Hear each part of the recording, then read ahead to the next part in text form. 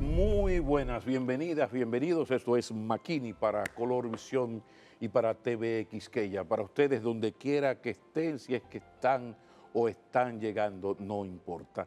La verdad es que hace muchísimos años que yo no me sentía tan contento, feliz y agradecido de poder realizar una entrevista. Porque yo viví de cerca, por razones familiares, su proceso, su enfermedad, su gravedad.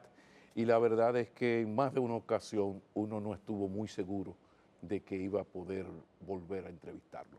Por eso para mí es un gran placer personal, un lujo profesional el entrevistar al ministro Roberto Fulcar, exministro de Educación y de la Dirección Política del gubernamental Partido Revolucionario Moderno. Bienvenido, Roberto. Gracias, Pablo. Un gran placer volver al programa, después de volver a la vida, porque es un poco una vuelta a la vida, volver a estar contigo. Quiero dejar mis testimonios de tu solidaridad conmigo, de tu permanente atención a cómo yo me sentía, tu mensaje con Julito, con Saúl, con Chana. Gracias, hermano. No. Gracias. Pero yo necesito que me regales, yo sé que hay unos temas ahí esperándonos, pero yo creo que es de justo que me regales unos minutos para hablar del proceso de tu enfermedad, porque la cosa como que se fue agravando, se fue agravando. Cuando saliste del país, muchos se preguntaron, pero ¿qué tan grave es? Porque yo lo vi ayer y antes de ayer estaba por aquí, viajó, tal cosa. O sea, ¿cómo fue el proceso y qué tan grave fue, por ejemplo, tu llegada a los Estados Unidos? Bueno, Pablo, la verdad es que en la Navidad del 2020, yo contraje COVID, el que no contraje durante la campaña, a pesar de todo mi roce con tantos miles de personas. Increíble. E incluso el candidato se contagió de COVID, Luis Abinader, y él me decía, ¿y cómo es que tú no te contagias? Si tú incluso estás tratando con más gente que yo. Y no pasó, pero en la Navidad del 20, ya ministro de Educación, contraje COVID-19. Ahí me bajó un poquito la defensa y volví a contraerlo en el 21. Y eso deterioró mucho mi sistema defensivo. Pero ¿hasta qué punto hubo un descuido de Roberto Fulcar de su estado de salud? Siendo totalmente honesto, tengo que decir que sí, que hubo algún nivel de descuido de mi parte, debido a que cada vez que yo debía recesar, cada vez que debía reducir el tamaño de mi agenda, la intensidad de mis actividades, yo no recuerdo un día que yo saliera de día del Ministerio de Educación, siempre salía de noche. Primero fue una simple molestia intestinal, cólicos, diarrea, pero manejable. Se fue agravando y llegó un momento que ya no era yo. Yo no podía sostenerme en una reunión más de una hora, tenía que ir constantemente al baño. ¿Qué te dijeron los médicos cuando llegas al hospital de Boston? ¿Tú tenías idea de la gravedad? Cuando dice, te convence, tienes que ir a Estados Unidos, mira, el hospital de Boston, muy bien. Pero cuando tú llegas y te pones en manos de los gringos, cuando habla ese médico, te aterriza, porque esa crueldad de los médicos gringos es legendaria. Sí. ¿Cómo fue esa Yo conversación? sabía que yo estaba muy mal, pero no que estaba en peligro de muerte. Yo no lo sabía. Y de hecho, te quiero decir que yo tenía programado ya operarme, someterme a cirugía aquí en el país, en Sedimat. Mis médicos habían arreglado todo. Exacto. Y por una insistencia de mi familia, de algunos amigos y de Luis Abinader, que insistió mucho con eso, ve a buscar otra opinión, concertamos una cita en los Estados Unidos, en Boston, para hacerme una serie de chequeos que me dieran una opinión allá. De manera que yo compré boletos por una semana. Yo fui por una semana a Boston, yo no fui para quedarme allá. Pero cuando yo llego, la primera pregunta que me hace el jefe del grupo médico, un indio que me atendió, un gastro, me dijo, señor, ¿usted vino en avión ambulancia? Yo le dije, no, ¿por qué? No, claro que no, vine en vuelo normal. Y me dice, mire, usted tiene la combinación perfecta para morir, me dijo. Que está bonita esa. Usted tiene la combinación perfecta para morirse. Uy, qué bonita palabra. Yo recuerdo que a mí se me escapó como una especie de chiste. Y le dije, ¿pero para morir ahora o más adelante? Más adelante. Dice, no, en serio, señor, era un grupo como de 9 médicos. Sí, sí, los equipos que forman. Porque ese hospital, el General de Boston, es un hospital satélite o afiliado a la Universidad de Harvard. Es un hospital escuela para investigación científica. De manera que allí todo es con un rigor matemático. Todo se registra, todo se comprueba, todo se evalúa. ¿Cuántas operaciones fueron? 2. Dos. 2. Yo fui una primera vez a cirugía, me hicieron una cirugía vertical, ahí me cortaron el colon y además me hicieron una perforación al lado derecho para ponerme una bolsa. Yo creo que tú sepas, yo estuve evacuando en una bolsa por algún tiempo. Y después, cuando eso mejoró, ya la herida, las 2 heridas mejoraron, curé antes de tiempo esa parte, entonces volví a cirugía, me hicieron entonces una cirugía horizontal, ahí entraron y volvieron a reconectar todo, como a poner todos los cables en su lugar. Fue un proceso muy duro, Pablo, perdí 80 libras, yo un año completo sin dormir, literalmente sin dormir, sin comer, yo no comía casi nada, todo me olía como a medicina, los alimentos me olían a medicina. Y yo recuerdo que mi único antojo era jalao, comer jalao. No. Sí, a mis amigos que iban de aquí a visitarme, le preguntaban a mi familia, dile a Roberto que qué le llevo, digo, que me traiga jalao. Y yo soy muy amigo del coco, sí. Y entonces el jalao como que me atraía. Y allá mi hijo y otro familiar mío iban casi todas las noches a la panadería a comprar cosas. Y yo digo, ahí hay algo dulce que se parezca a jalao, porque no hay jalao como el de aquí, Pablo, en ninguna parte del mundo. No, pero fácilmente tú sabes que en algunos lugares de Boston incluso se habla inglés, porque son vanilejos todos. Sí, a veces se habla inglés. A veces hablan inglés. Y entonces me conseguía Chichi, el hijo de Ludovino de Baní, Chichi, mi amigo, tu amigo. Sí, de infancia. Ese era que vivía buscándome capricho. Venía mi compadre José Berigüete de Nueva York a verme y me decía, pasé por el mercado y encontré. O venía Víctor, o venía... Tantos amigos, la vida no me alcanzará, Pablo, para agradecer tanta solidaridad. Aquí se hicieron más de 500 misas, cultos, cadenas de oración en Nueva York, en Boston, en Venezuela, en Costa Rica, en Canadá, en Europa. Óyeme, yo no merezco tanta solidaridad, creo yo, que yo recibí de tanta gente buena, así como hay su gente mala, como hay también cizaña en el trigo, claro. Pero es la vida y todo lo que sufrí resultó de un gran aprendizaje para mí.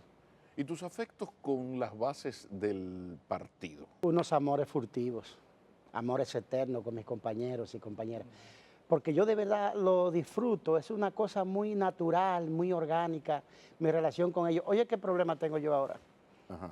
Todas las semanas me llaman de distintos pueblos de París. Roberto, que yo te ofrecí a la Virgen de Altagracia, que tenemos que ir a Higüey.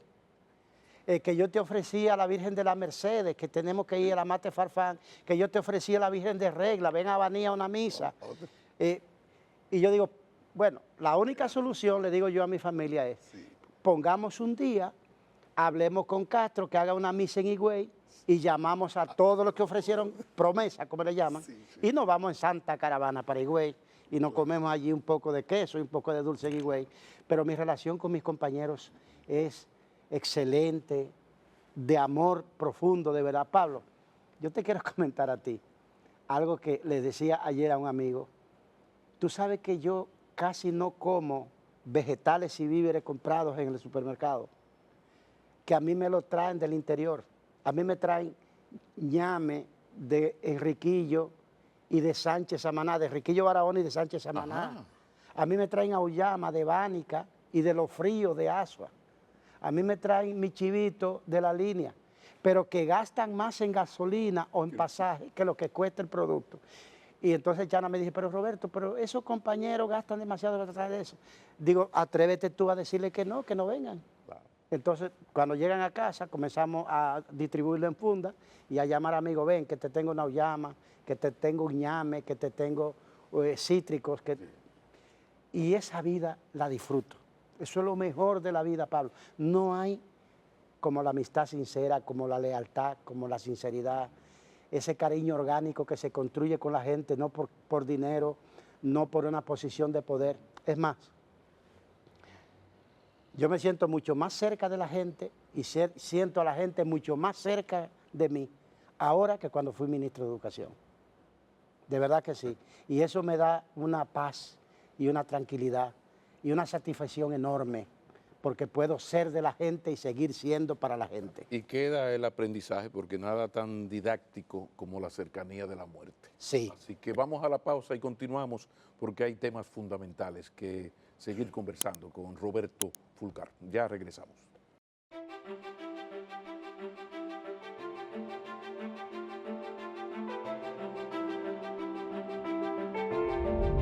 Roberto Fulcar, ocurrió lo que muchos, y me incluyo, veíamos como un imposible, y era que la República Dominicana mejorara en la evaluación de las pruebas PISA del 2022 cuando fueron realizadas en la peor circunstancia de la historia de la República Dominicana. Mira, que yo tuve siempre muy claro que el viejo modelo educativo dominicano había colapsado, fracasó. Y me parece, si mal no recuerdo, que en uno de tus programas lo dije. Es decir, el viejo modelo educativo, decía yo para entonces, lo podemos exprimir lo que quisiéramos. Le podemos invertir el presupuesto nacional completo y no va a funcionar porque es un modelo del pasado, de antes de la revolución tecnológica. Es un modelo que concibe al estudiante como un envase para ser llenado y al profesor como un envasador de información, de conocimientos. Y ya no hay un profesor, Pablo, en el mundo, ni siquiera un genio, que pueda garantizarle a un estudiante que le va a dar todo lo que él necesita saber. Si tú y yo sentamos aquí 3 niños de 10 años y lo dejamos que hagan preguntas, en unos 5 minutos tú y yo vamos a estar gagueando, porque nadie tiene toda la información que se produce con tanta velocidad en el mundo y con mayor velocidad se difunde.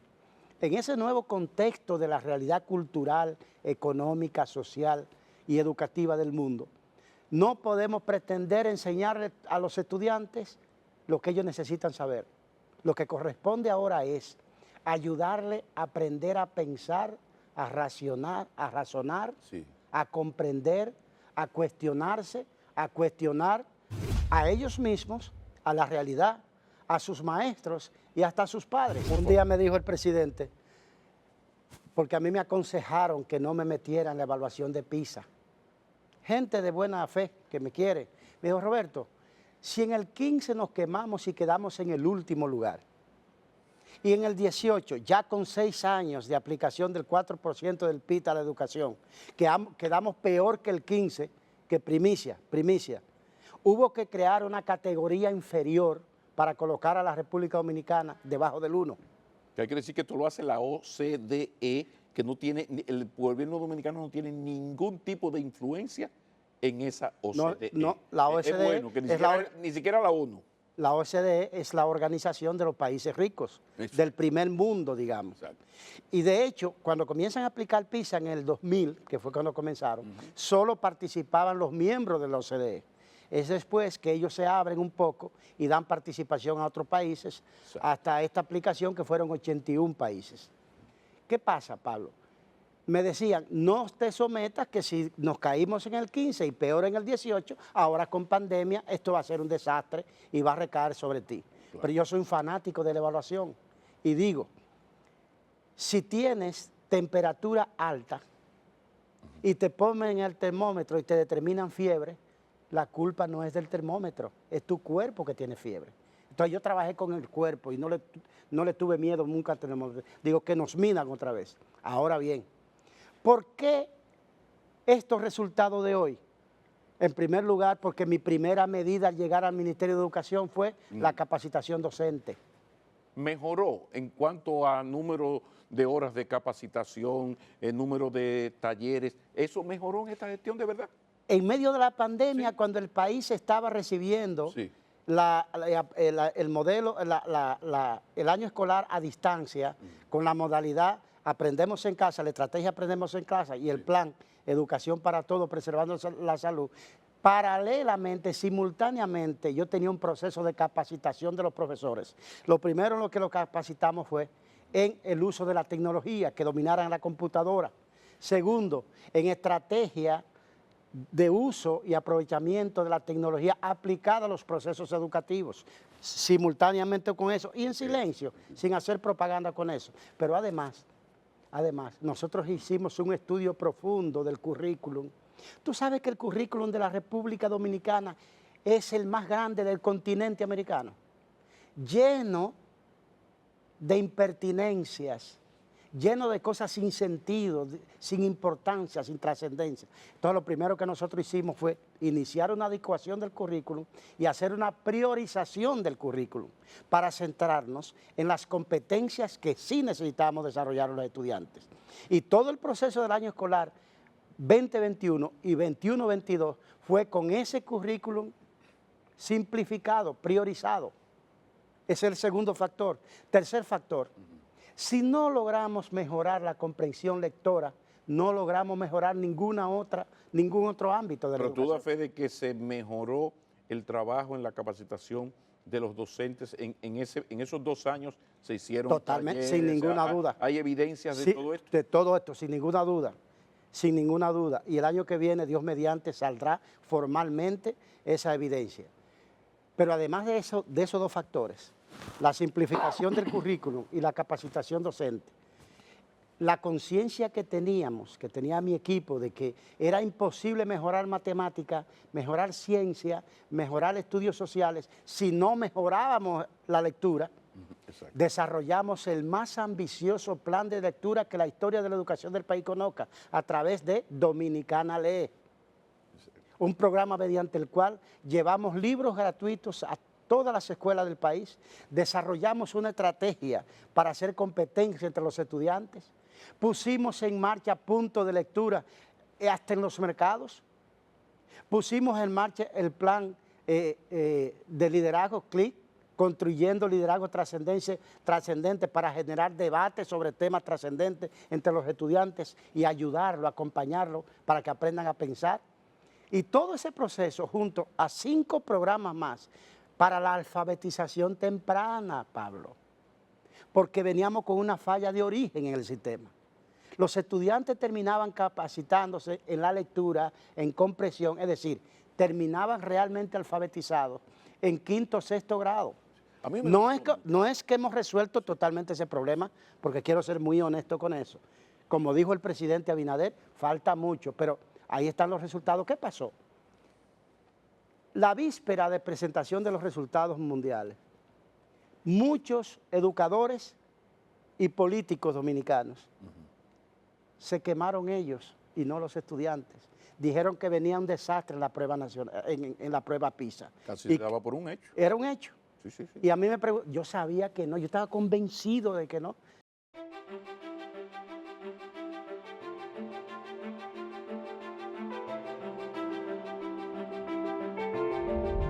¿Hasta qué punto, amén de esas cosas que ya mencionaste, tiene que ver con ese invento, un arriesgarse, un jugársela del sistema convergente, de que yo te doy internet, radio, cuadernillo, el diablo y su hermano, la escuela? O sea, aquí hay para todos los gustos. Ese invento, ¿de dónde salió ese invento? Que yo lo estoy hablando con conocimiento de causa, porque yo sé que hubo un reconocimiento en Panamá, hubo un reconocimiento en España por ese invento, porque eso fue una improvisación. Vamos arriba, hey, vamos arriba.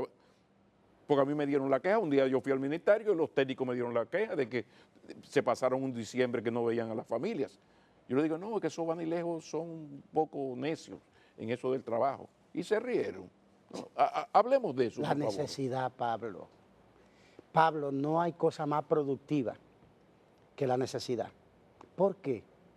Bueno, Uruguay no tenía problema con la pandemia porque Uruguay hacía unos años había creado el Plan Ceibal mediante el cual dotó de computadora a todos los estudiantes de la República y había internet en todos los hogares. Se fueron con internet solo, creyendo erróneamente porque haya conectividad, la gente está conectada en lo que debe. Bien, Chile es la maestra de la impresión del documento impreso en el continente americano. Dijeron, libro para todo el mundo y cuadernillo para todo el mundo. Se fueron con cuadernillo. Okay. México, con una experiencia de 3 décadas en educación por televisión, dijeron, no, lo de nosotros es la televisión.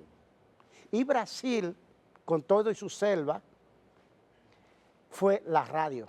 Por lo inmensa que es. Ajá. Y la señora República Dominicana, ¿qué hace? De Agayú. No llegamos a todos con internet, porque no tenían. La brecha digital sigue siendo grande, pero era inmensa. Sí, no llegamos a todo por televisión, porque es mentira que hay televisión en todas partes. No llegamos a todo por radio, porque no es verdad que la radio llega a todas partes. Entonces tuvimos que tener internet, televisión, radio y además cuadernillo. Y para ponerle un poco más de inclusión, los cuadernillos lo hicimos con el sistema Braille que permitía a los ciegos leerlo.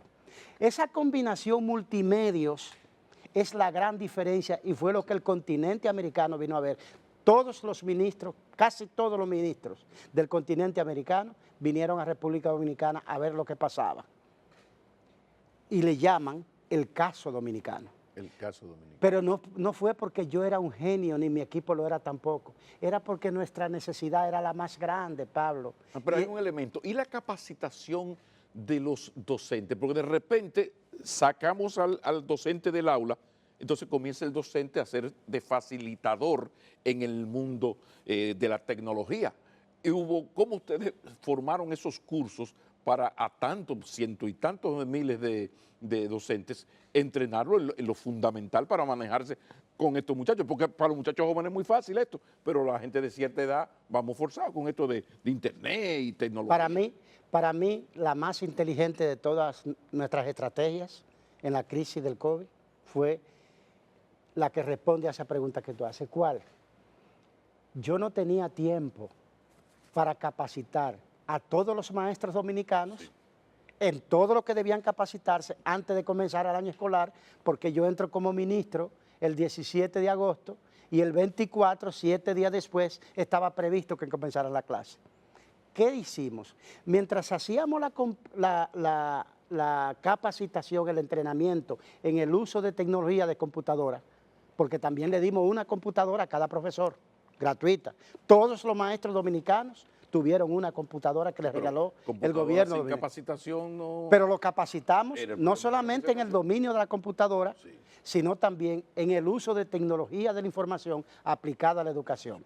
Y simultáneamente creamos nuestra mejor creatividad, los maestros modelos, porque ese era un grupo reducido. Y yo hice un casting, Pablo, sí, mandé a hacer un casting para que los profesores que mejor comunicaran los escogiéramos como maestros modelos. Y esos maestros modelos no iban a hacer una clase, a grabar una clase porque se le antojaba. Era el equipo de currículum del Ministerio de Educación que amanecía, literalmente amanecía, escribiendo el texto. Después unos guionistas convirtiéndolo en guiones. Y entonces el profesor modelo iba a grabar eso y un grupo de profesores y técnicos observándolo para decir, usted dijo mal esa palabra. ¿Y qué fue de esas estrellas? Porque ahí aparecieron estrellas de la comunicación, profesoras. Yo recuerdo, varias hasta muy buenas mozas, yo recuerdo. Yo no me fijé en eso. Indias de muy buen ver, pero con una capacidad didáctica, una perfección en la... Una Yana Tavares Morena, pero una cosa... Sí. Muy bien, yo sé que ya no estás ahí, pero el Ministerio de Educación va a aprovechar ese recurso humano que va más allá de lo pedagógico, sino que son comunicadoras natas, pero una cosa hermosa. Mira, eso es una experiencia, porque yo iba personalmente. Nosotros comenzamos a grabar... Sí, a mí me daban las quejas. Nosotros comenzamos a grabar en uno de los salones del Infotep, que tiene una gran sala, pero no dábamos abasto. Sí. Y entonces, cuando se contrataron los canales de televisión, a uno de los canales a este canal, el Canal 9, nosotros les contratamos para que ellos contrataran a productores. Y cada productor no podía tener más de un curso. Si tú grababas, producías el segundo de primaria, ese era tu único curso. Entonces, con esos profesores modelos, yo le di una atención personalizada. Esos profesores modelos tenían resuelto su tema existencial primero, para que estuvieran en paz. Pero cuando terminaron el año escolar, ellos terminaron siendo estrellas. Varios de ellos tienen programas de televisión, tienen programas en YouTube, y todos son profesores del sistema educativo. Unos siguen el sistema, sí, pero excelente idea. En el sector público y otros en el sector privado. Atención al Ministerio de Educación, que capte a ese talento que es empleado de ustedes, que son docentes, y denle facilidades para que ellos tengan canales de YouTube que cuestan cero dinero y puedan desarrollar una educación alternativa a lo que es formal. A mí me parece que esa gente que se brotó de ahí con una capacidad, porque es que los dominicanos somos talentosos, no. Con toda la modestia, perdón por el chauvinismo, ¿no? Pero la verdad es que nosotros somos... Y ellos le ponían su sabor a su causa. Había un profesor, es de origen haitiano, que hablaba un muy buen francés, y era profesor de francés, modelo. Y ese señor se hizo famoso, ese joven se hizo famoso, y él me decía, doctor Fulcar, todos los días me llenan mis redes sociales escribiéndome, felicitándome, qué cosa más grande, ya yo soy famoso. Dije, sí, tú eres famoso, y cuenta conmigo que te voy a apoyar para que crezca. Y le dimos curso también. Pero ¿qué es lo más grande de ese producto para atender a la pregunta tuya? ¿Qué fue lo que pasó que tuvimos estos resultados? Pablo, cada clase de esa, yo personalmente me empeñé de que fuera grabada y guardada. ¿Para qué? Esa era la mayor capacitación de los profesores. Y yo le decía a los directores regionales y de distritos, ya la profesora de cuarto grado de primaria no tiene el miércoles en la noche que mientras prepara la cena de los hijos, sentarse con una mascota a escribir el plan del otro día. No, en la computadora que le dimos, ella baja a la clase que le toca mañana, de la clase modelo, y ve cómo es que se hace. No hay mejor capacitación que esa, y nos ahorramos miles de millones de capacitación porque era su entrenamiento. Lo que pasa es... No sé qué estarán haciendo con esas clases. Bueno, ojalá la puedan aprovechar. Lo que pasa es que incluso en la tanda extendida debieran tomar un tiempo, eso era lo que estaba previsto para este año, que en la tanda extendida hubiera un tiempo cada día para que los profesores se sentaran en un salón a ver la clase del día siguiente. La verdad que eso, ojalá que uno pueda entrevistar al ministro próximamente, pero cuando se presentó el costo de todo esto, mucha gente lo encontró que era muy alto, ¿no?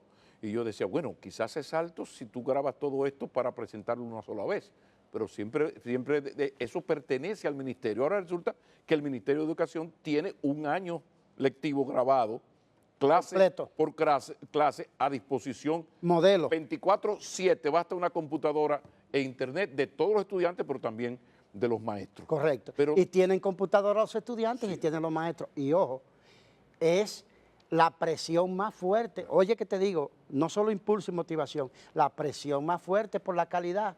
Porque ya el profesor tiene que tener cuidado cómo va a impartir esa clase, porque los alumnos y los padres tienen acceso a ella, le pueden decir, profe, así no es que la dijo la profesora modelo. Exactamente. Esa fue nuestra estrategia, Pablo, y por eso funcionó. Pero funcionó también porque nosotros sobrepasamos la participación en PISA, que era un problema permanente, porque los estudiantes que examinan PISA, eso no tiene un impacto en su carrera estudiantil. Eso no dice si pasan o si no pasan, es solo una medición. Y entonces a ellos no les importa, o no van o no completaban el cuestionario. Nosotros hicimos un trabajo con el universo de estudiantes que podían ser escogidos aleatoriamente para las pruebas, y les hicimos comprender que con eso le hacían un servicio a ellos, a la educación dominicana y al país, para que saliera la verdad. Por eso, Pablo, no es solamente que mejoramos en matemática 14 puntos, no es solo que mejoramos en lectura 9 puntos, No es solo que mejoramos en ciencia, 24 puntos, es que los 20 indicadores que midió la prueba PISA, en los 20 la República Dominicana avanzó.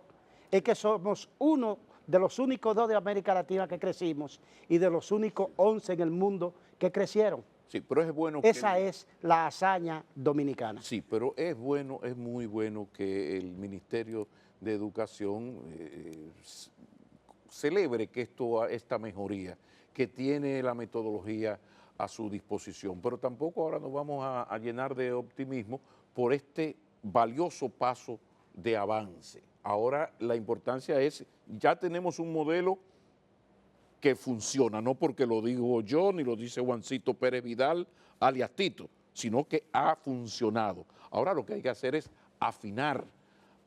Yo hago el llamado al presidente Abinader de que aquí haya un gran diálogo nacional en torno a de qué manera ese modelo que ya se ha demostrado según la OCDE y la prueba PISA que funciona, o sea, ya sabemos el camino.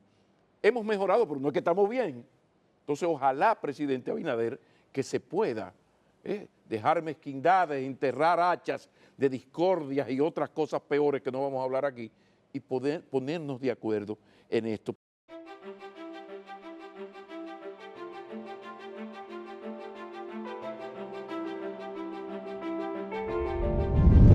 Finalmente, Roberto Fulcar y Encarnación, ¿qué decir?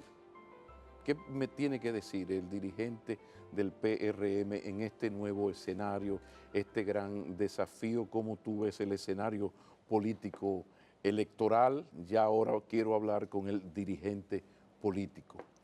Sí, te comparto mi visión, mi mirada en un momento, pero perdóname que por 30 segundos quisiera decir lo siguiente porque es un acto de responsabilidad.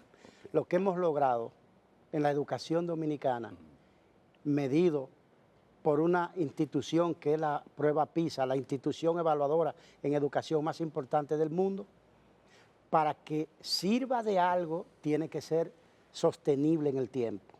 Hemos aportado el modelo educación para todos preservando la salud.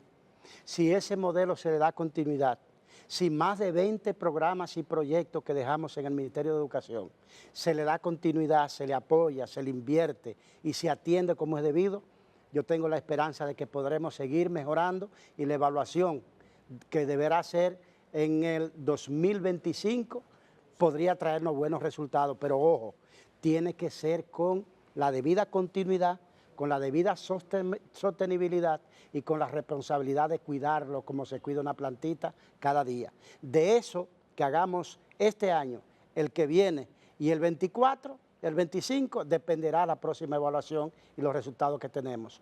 Porque, ojo, tener buenos resultados involucra tiempo, sudor, sacrificio y dedicación. Pero sin mayo no hay agosto. Sí, si ahí voy. Pierden el poder, ya tendrán 4 o 8 años para pensar en el modelo educativo. Vamos a la política pura y dura y una alianza de los dos PLD que ya marca, ya hay una Greenberg que los pone casi caco a caco. El escenario se les ha complicado a ustedes. Por favor.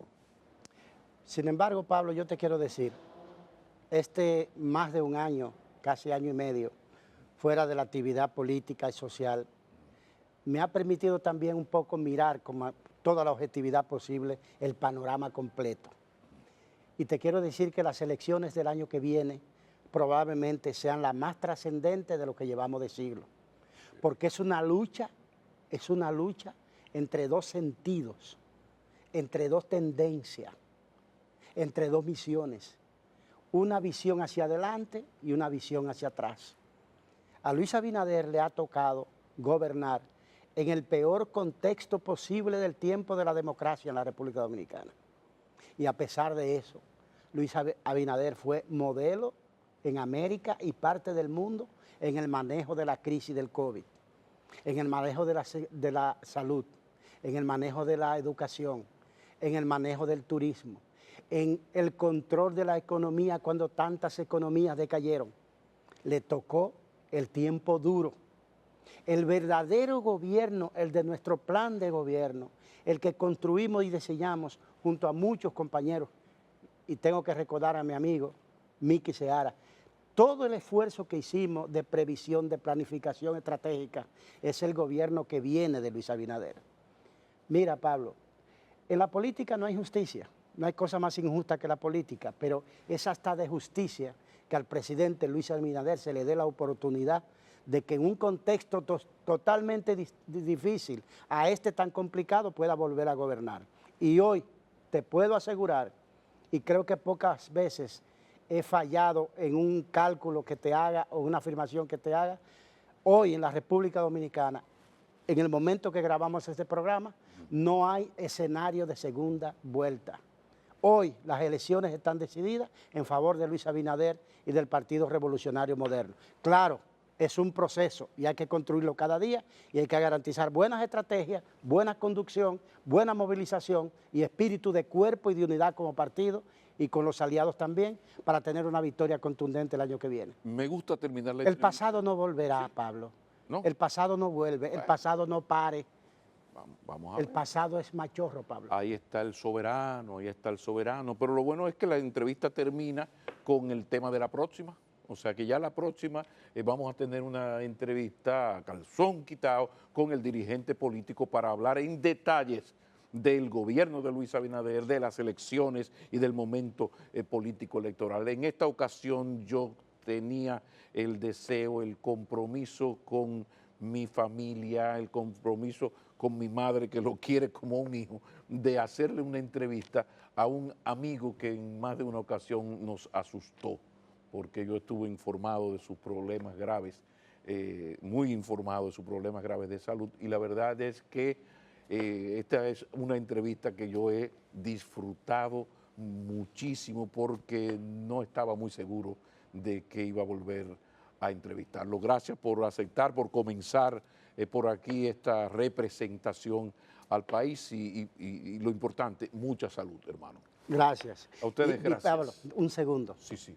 Gracias a todos los dominicanos y las dominicanas de aquí y del exterior por tanta solidaridad. Los días que me queden serán dedicados a agradecer y a servir. No se diga más. Feliz resto del día, la noche o la tarde, donde quiera que estén. Sean felices. Si es en familia, mucho mejor.